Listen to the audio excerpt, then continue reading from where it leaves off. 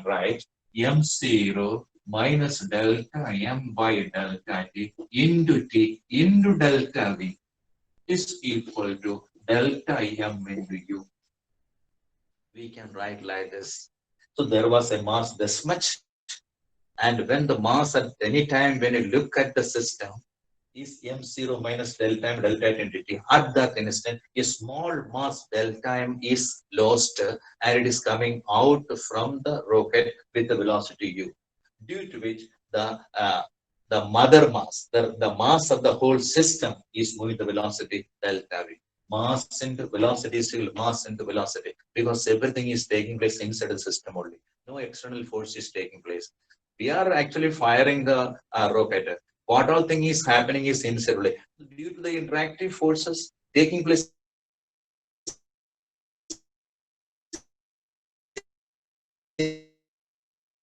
inside only, the body is moving upwards. So therefore, there we can assume that when there is no external forces acting, the momentum and the momentum inside the body is equal to the momentum of the body coming out. Initial momentum is equal to final momentum. Momentum always remains a constant.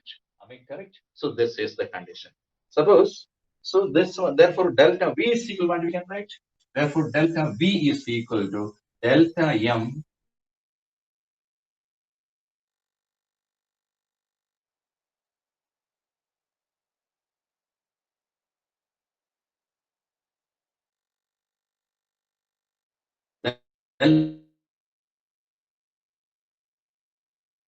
delta M into U divided by, we can write M0 minus delta.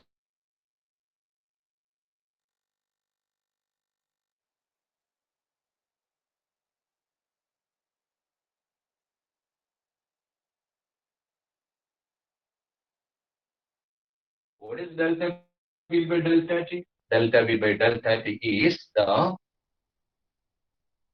delta V by delta T is the acceleration. So therefore, acceleration A is equal to delta M by delta T into U divided by M0 minus delta M by delta T into T. So this is a very important relation.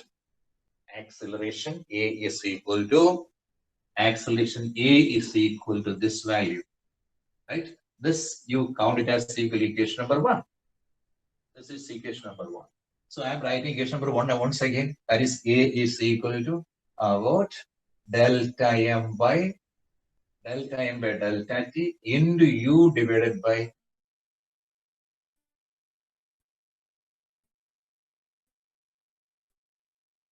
M0 minus delta M by delta T into equation number 1 I can write. Okay, right. So this from this relation, if I write from this relation, giving a diversion to this equation, therefore M0 minus delta M by delta T into T is equal to delta M by del T into U divided by A also I can write. I can write this also. Am I correct?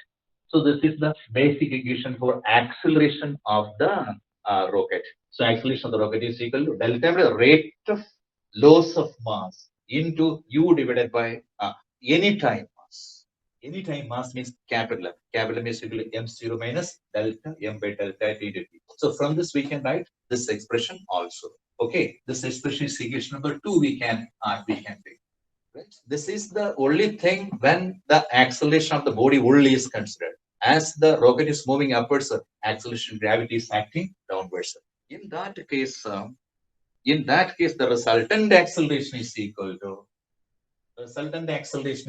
to A minus G. You will write A minus G is equal to delta M by delta T into U divided by M0 minus delta M by delta T into T, the whole minus G also.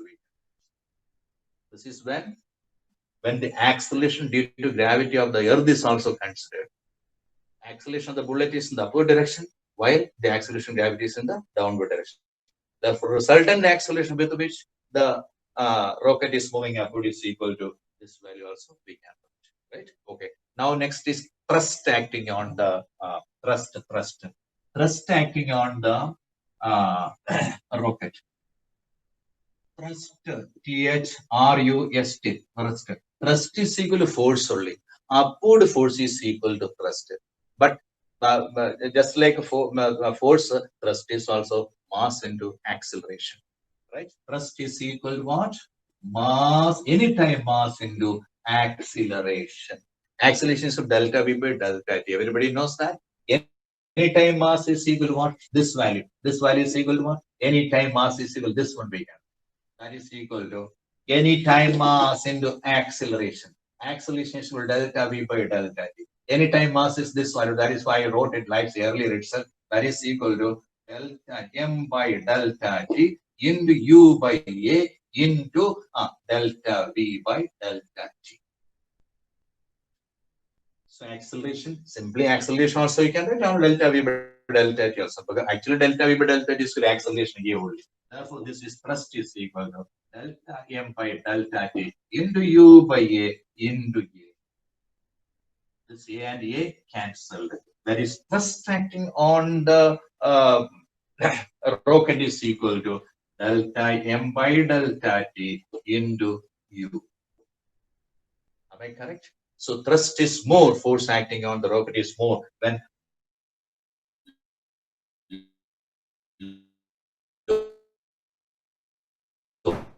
loss of mass is more. Loss of mass is more. Loss of mass when more, the ejected out, moving out from the rocket must be of very high value. Loss of mass must be very high, and also the gas must be coming out of the system with a very high speed, and upward thrust must be very, very high. So this is the condition about. So this is the condition about what you call rocket. Then the proof of third law from the law of conservation of linear momentum. Suppose there are two particles of our system of momentum P1 and P2. So what we can write? So now what we are doing? Derivation of, I will write the heading also here. Derivation of third law from second law. Or linear conservation of momentum. Right? Linear conservation, using linear conservation of momentum, we can prove, we can prove what? We can prove third law of motion. Suppose there are two particles in a system, and when no external force is applied, the total momentum of the system remains the constant. That is P1 plus P2 is equal to 0. P1 plus P2 is P1 plus P2 is a constant. I am sorry. P1 plus P2 is equal to a constant. Right?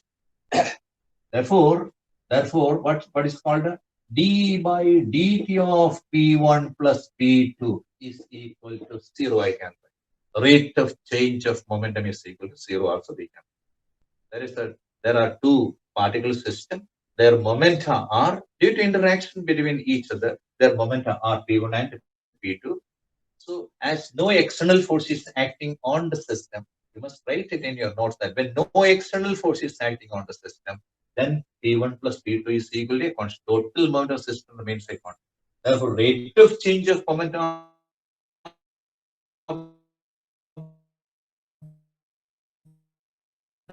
the two particle system is equal to 0. Am I correct? Therefore, dp1 by dp1 by dt plus dp2 by dt is equal to 0. Am I correct? But dp1 by dt is equal to f12. That is f12 plus f21 is equal to 0. We can write. Am I correct? Therefore, what we write, that is f21 is equal to minus f12. That means the forces are for every action there is equal and opposite. There is equal and opposite reaction. So force applied on one body due to interaction is equal and opposite with the force acting on the other body. So this is what is called the third law, right? Third law is also proved using linear conservation of momentum.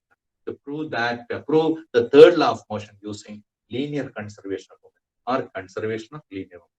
Once again, I will speak the definition of conservation of linear momentum. According to conservation of linear momentum, when no external force is acting on the system, the total momentum of all the particles of the system always remains same constant. And this is what we call conservation of linear momentum. It is basic law of nature. Today I am finishing this lesson here, and next day I will come with a new topic. Till then, bye bye.